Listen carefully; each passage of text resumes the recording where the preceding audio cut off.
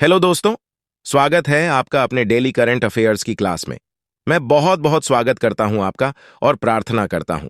तो चलिए दोस्तों, पूरे जोश के साथ आज के सेशन का आगाज करते हैं। फर्स्ट क्वेश्चन है, किस केंद्रीय मंत्री ने नीति आयोग का नीति फॉर स्टेट्स प्लेटफॉर्म का शुभारंभ किया? 1. अनुराग ठाकुर, 2. अश्विनी वैष्णव, 3. धर्मेंद्र प्रधान, 4. हरदीप सिंह पुरी। सही उत्तर है श्री अश्विनी वैष्णव। केंद्रीय मंत्री श्री अश्विनी वैष्णव वर्तमान में केंद्रीय संचार, रेलवे और इलेक्ट्रॉनिक्स एवं सूचना प्रौद्योगिकी मंत्री हैं, जिन्होंने आज 7 मार्च 2024 को रंग भवन सभागार, आकाशवाणी, नई दिल्ली में नीति आयोग के नीति फॉर स्टेट्स प्लेटफॉर्म का शुभारंभ किया। नीति आयोग का नीति फॉर स्टेट्स प्लेटफॉर्म एक क्रॉस सेक्टोरल नॉलेज प्लेटफॉर्म है। इसे नीति और सुशासन के लिए डिजिटल सार्वजनिक अवसंरचना डीपीआई बनाने के लिए डिजाइन किया गया है। इस प्लेटफॉर्म के शुरुआत से पहले अश्विनी वैष्णव ने नीति आयोग में विकसित भारत रणनीति कक्ष का भी शुभारंभ किया। यह व्यक्तिगत रूप से निर्णय लेने में सक्षम बनाने के लिए अभिज्ञान, सूचना और ज्ञान के साथ समृद्ध दृश्यता और जुड़ाव को सक्षम बनाएगा। राष्ट्रीय युवा संसद महोत्सव 2024 में प्रथम पुरस्कार किसने जीता? 1. वैष्णव पिचाई, 2. यतिन भास्कर दुग्गल, 3. कनिष्का शर्मा, 4. इनमें से कोई नहीं राइट आंसर, यतिन भास्कर दुग्गल।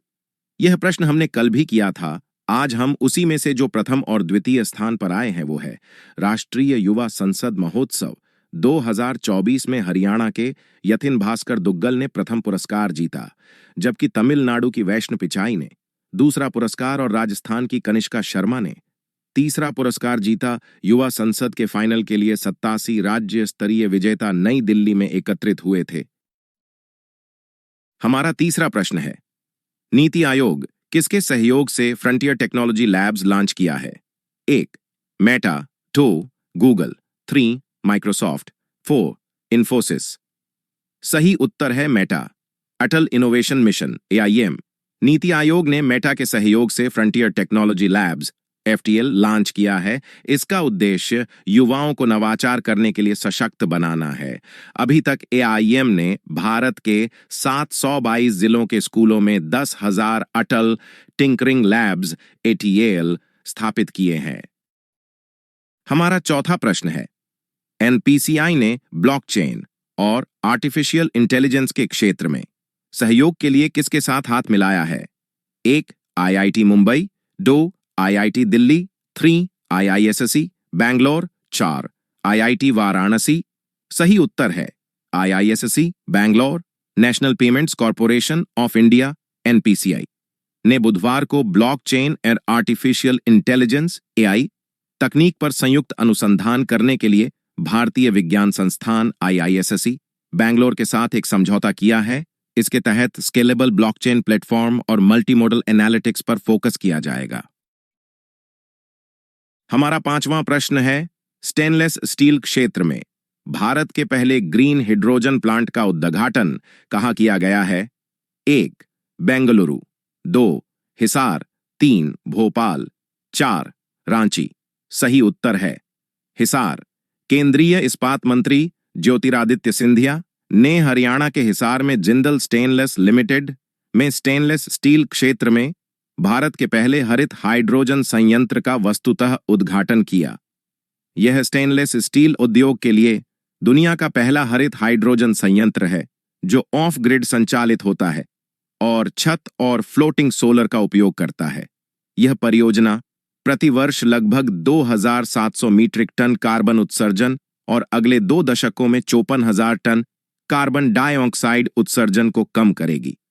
श्री सिंधिया ने इस बात पर जोर दिया कि भारत हरित और टिकाऊ भविष्य के लिए प्रतिबद्ध है और उन्होंने कोविड के बाद के युग में जिम्मेदार आर्थिक प्रगति की आवश्यकता पर प्रकाश डाला।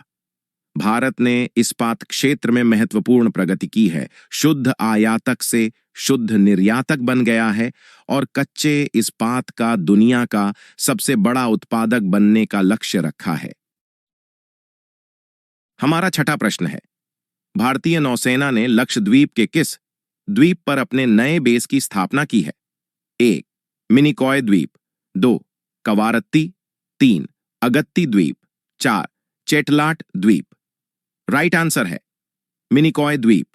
भारतीय नौसेना ने हिंद महासागर क्षेत्र में अपनी परिचालन क्षमताओं को बढ़ाने के उद्देश्य से लक्षद्वीप के मिनिकॉय द्वीप में अपना नया बेस आईएनएस जटायु स्थापित किया है।